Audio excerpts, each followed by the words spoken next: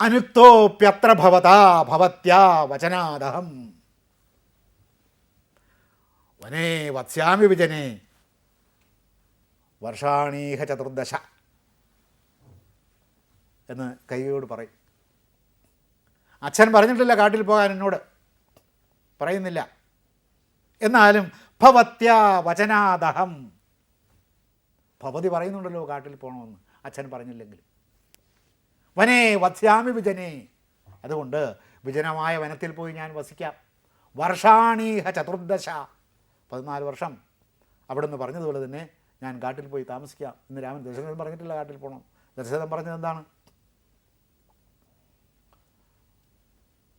എന്നെ കാരാഗൃഹത്തിൽ അടച്ചിട്ട് നീ രാജ്യം ഭരിച്ചോളൂ എന്നാണ്. അയോധ്യായാം തുമേവാദ്യ ഭവ രാജാ നിഗൃഹ്യമാം, ഇതാണ് ദശരഥൻ പറഞ്ഞത്. നീ അയോധ്യയിലെ രാജാവാകുക, എന്നെ കാരാഗൃഹത്തിൽ ബന്ധിപ്പിച്ചിട്ട് എന്നാണ് പറഞ്ഞത്. അല്ലാതെ കാട്ടിലേക്ക് പോകണം ദശരഥൻ പറഞ്ഞിട്ടേ ഇല്ല. എൻ്റെ സത്യമോ എൻ്റെ വരങ്ങളോ എൻ്റെ പ്രതിജ്ഞയോ എൻ്റെ ശപഥമോ പരിപാലിച്ചതോ എന്ന് ദശരഥൻ രാമനോട് വാ പൊളിച്ചൊരക്ഷരം ഇട്ടിട്ടില്ല. നേരെ മറിച്ച് പറയുകയും ചെയ്തു, നീ അത് അനുസരിക്കേണ്ടെന്നും പറഞ്ഞു. അങ്ങനെ അച്ഛൻ അനുസരിക്കേണ്ടെന്ന് പറഞ്ഞിരിക്കെ, പരമ്പരാഗതമായ അതുവരെ അവിഛിന്നമായി നിലനിന്നു പോകുന്ന പാരമ്പര്യ നിയമമനുസരിച്ച് തനിക്ക് അവകാശപ്പെട്ടിരിക്കെ ആ രാജ്യം ഉപേക്ഷിക്കുകയായിരുന്നു രാമൻ. ആരും പറഞ്ഞിട്ടല്ല. തൻ്റെ സ്വന്തം നിലയിൽ തനിക്കതിൽ ആഗ്രഹമില്ലാത്തതുകൊണ്ട് മറ്റൊരാൾക്ക് അതിലാഗ്രഹമുണ്ട്. അതും പ്രത്യേകിച്ച് തൻ്റെ അനുജന്, തൻ്റെ ഇളയമ്മയ്ക്ക് അതിലാഗ്രഹമുണ്ട് എന്ന് വന്നപ്പോൾ ചീഞ്ഞ മാംസകഷ്ണം പോലെ രാജ്യത്തിൻ്റെ സുഖങ്ങളും കൊട്ടാരത്തിലെ ജീവിതത്തിൻ്റെ ധാടുകളും മോടുകളുമെല്ലാം അദ്ദേഹം ഉപേക്ഷിച്ച് പോവുകയായിരുന്നു. സ്വന്തം നിലയിലാണ്, ആരും പറഞ്ഞിട്ടല്ല.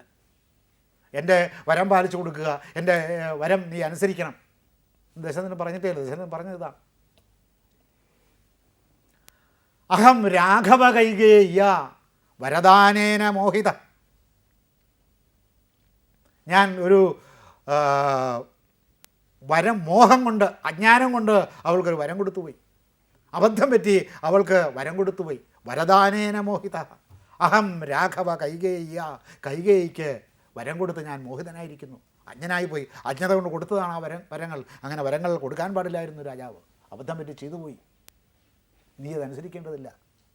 അയോധ്യായാം തുമേ വാദ്യ, നീ അയോധ്യയുടെ രാജാവാകുക. എന്ത് ചെയ്തിട്ട്? ഈ അബദ്ധമായ വരം കൊടുത്തതിനെ എന്നെ പിടിച്ചു കെട്ടി കാരാഗ്രഹത്തിൽ വെച്ചിട്ട് നീ രാജ്യം ഭരിക്കുക എന്നാണ് ദശരഥൻ പറഞ്ഞത്. അതുകൊണ്ട് അച്ഛൻ്റെ സത്യം പരിപാലിക്കുന്ന പ്രശ്നമില്ല, അച്ഛൻ്റെ വരം സാധൂകരിച്ചു കൊടുക്കുന്ന പ്രശ്നമില്ല. അതൊന്നും രാമന് ബാധ്യതയുള്ള കാര്യങ്ങളല്ല. താൻ ഇത് സ്വയം ചെയ്തതാണ്. രാജ്യത്തിലും രാജ്യത്തിൻ്റെ ഭോഗൈശ്വര്യങ്ങളിലും രാജ്യത്തിൻ്റെ സുഖങ്ങളിലും ലോകത്തിലുള്ള കൊടാനുകോടി ജനങ്ങൾ കാമ്യമെന്ന് വച്ചിരിക്കുന്ന സർവ്വ കാമ്യ വസ്തുക്കളിലും സർവ്വകാമ സമൃദ്ധിയിലും അദ്ദേഹത്തിന് താല്പര്യമില്ല എന്ന് ജനങ്ങളെ ബോധ്യപ്പെടുത്താൻ വേണ്ടിയാണ് ഈ വരം പാലിക്കുക എന്നുള്ള വ്യാജേന അദ്ദേഹം കാട്ടിലേക്ക് ഗമിച്ചത്. അല്ലാതെ ആളുകൾ ധരിക്കുന്നത് പോലെയും വിമർശകന്മാർ ധരിക്കുന്നത് പോലെയല്ല രാമായണ അന്തർഗതമായ രാഷ്ട്രീയ ദാർശനിക സത്യം നിലനിൽക്കുന്നത്. കൈകേയി പറഞ്ഞു, നിങ്ങൾ അച്ഛനും മകനും കൂടി തർക്കിച്ച് കാട്ടിലേക്ക് പോകുന്ന കാര്യം താമസിപ്പിക്കരുത് എന്ന് പറഞ്ഞു. നിർബന്ധിച്ചുകൊണ്ടേയിരുന്നു കൈകേയി. ഈ നിർബന്ധിക്കുക എന്ന് പറയുന്നത് കൈകേയിയുടെ സ്വഭാവത്തിൽ അന്തർലീനമായി കിടക്കുന്ന ഒരു ബീജമാണ്. അപ്പോൾ കൈകേയിയെ നോക്കി രാമൻ പറയും, അത് നമ്മുടെ ജനാധിപത്യത്തിൻ്റെ പരമ്പരകളായി സ്വീകരിക്കേണ്ടുന്ന ഒരു വാക്യമാണ്. ചിലപ്പോൾ എനിക്ക് തോന്നുന്നു എന്നും വരും, ചിലപ്പോൾ തോന്നിയില്ലെന്നും വരും. നാഹം അർത്ഥപരോ ദേവി ലോകാൻ ആവസ്തുമുത്സഹേ വിദ്യമാം ഋഷിഭിസ്തുല്യം കേവലം ധർമ്മമാസ്ഥിതം. വെടിപൊട്ടുന്ന പോലെ തോന്നിയില്ലേ ഇല്ലേ? വെടിപൊട്ടുന്ന പോലെയാണ് രാമൻ പറഞ്ഞത്. എന്താണ്? നാഹം അർത്ഥപരോ ദേവി, ഞാൻ ധനങ്ങൾ മോഹിക്കുന്ന ആളല്ല, സമ്പത്ത് മോഹിക്കുന്ന ആളല്ല. നമ്മുടെ ഏതെങ്കിലും ഭരണകർത്താവിന് ഈ ജനാധിപത്യ വ്യവസ്ഥിതിയിൽ ഭാരതത്തിലല്ല ലോകത്തിലെവിടെയെങ്കിലും ഇങ്ങനെ മനസ്സുറപ്പോടുകൂടി പറയാൻ സാധിക്കുമോ? നാഹമർത്ഥപരോ എന്ന് പറയാൻ സാധിക്കുമോ? സാധിക്കില്ല. അല്ലയോ ദേവി, നാഹമർത്ഥപരോ, എനിക്ക് സമ്പത്തിൽ ഭൗതിക സമൃദ്ധികളിൽ താല്പര്യമില്ലാത്തയാൾ. ലോകാൻ നാ വസ്തുമുത്സഹേ, ഈ ലോകങ്ങളിൽ ഒന്നും വസിക്കണമെന്നും എനിക്ക് ആഗ്രഹമില്ല. വിദ്യമാം ഋഷിഭിസ്തുല്യം, ഞാൻ ഋഷിയാണ്, അത് നിങ്ങൾ മനസ്സിലാക്കണം. അല്ല, വെറുതെ രാജാവല്ല, രാജകുടുംബത്തിൽ ജനിച്ചു എന്ന് മാത്രമേ ഉള്ളൂ. ബുദ്ധിമാം ഋഷിപസ്തുല്യം, എന്നെ ഋഷിയെപ്പോലെ കാണുക.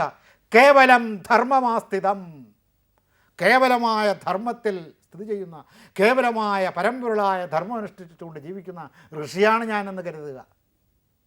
കൊട്ടാരത്തിൽ ജീവിക്കുന്നേ ഉള്ളൂ, കൊട്ടാരത്തിൽ കിടന്നുറങ്ങുന്നേ ഉള്ളൂ, കൊട്ടാരത്തിൽ നിന്ന് ഭക്ഷണം കഴിക്കുന്നേ ഉള്ളൂ. എൻ്റെ സത്ത, എൻ്റെ ആന്തരികമായ സത്ത, എൻ്റെ ആത്മാവ്, എൻ്റെ സ്വഭാവം, എൻ്റെ സ്വത്വം ഒരു ഋഷിയുടേതാണ്. അത് മനസ്സിലാക്കിയിട്ട് സംസാരിക്കുക എന്ന് പറയും. ഇത് മഹനീയമായ ഒരു ശബ്ദമാണ്.